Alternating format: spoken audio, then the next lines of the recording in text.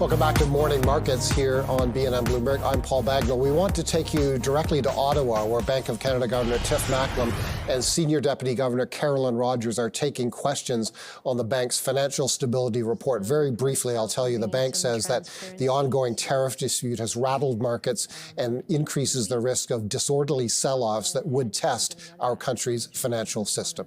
Frequent basis. This isn't the only time we're talking to them about their risk strategies and stuff. So, I mean, one of the benefits of the financial stability report is we help other sectors of the financial sector understand what where the vulnerabilities are as we see them and what the contingency planning is. Because what you don't want to have happen is whatever risk strategy one sector has to manage volatility depends on another sector doing something or not doing something, and it turns out we're all storming for the doors at the same time. We're all looking for liquidity at the same time. So just bringing the transparency to the vulnerabilities, helping each sector understand what the other sector is doing and what their risk strategies are, is a tool in and of itself. We're not a regulatory body. We work closely with other regulatory bodies across both domestically and internationally,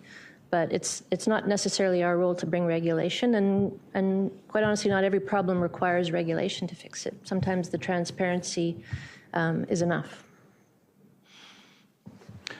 Okay, all good there.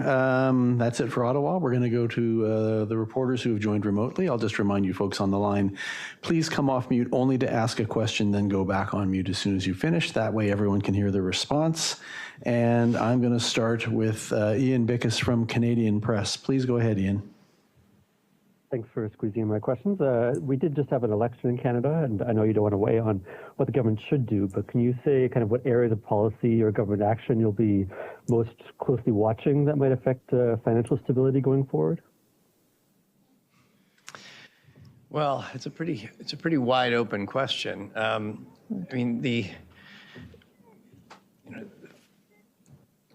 regulation, so the oversight of the financial system, or at least the banking system, the federally regulated banks, is provided by the Office of the Superintendent of Financial Institutions. We've got the CDIC, the Deposit Insurance Corporation, which protects depositors. You've got FCAC, the consumer agency that protects consumers. You know, the banks, and then you've got the finance department, the government, that creates the legislative framework that everybody operates in.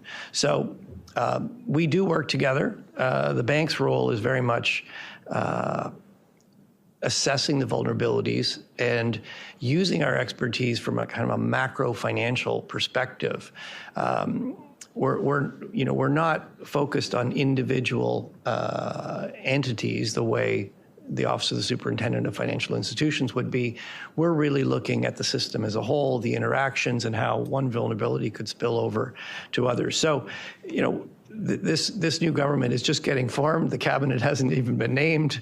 Let's see what their priorities are for the financial system.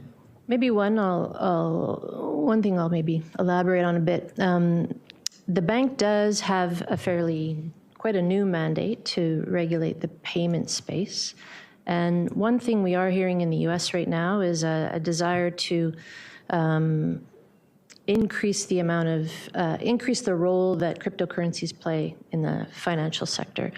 So right now, both in the U.S. and in Canada, cryptocurrencies are largely, they're regulated as a security. They're really used to sort of speculate. If cryptocurrencies become a form of payment, then consumers will need to rely on them, on their value remaining stable. So there's lots of discussion about stable coins becoming a more common payment form. If that happens, certainly we would have we would need to introduce new legislation in Canada to ensure that we have the proper protections in place to use cryptocurrencies as a form of payment or stable coins as a form of payment. Thank you. And then just following up, you did mention the report that the renewal risk for mortgages has come down, or the pressure has come down.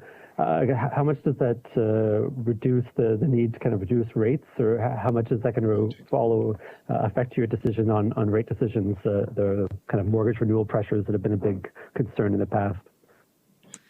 Well, I mean, we look at many things when we make rate decisions. We don't make them purely on the mortgage market. It is one of the things we always consider.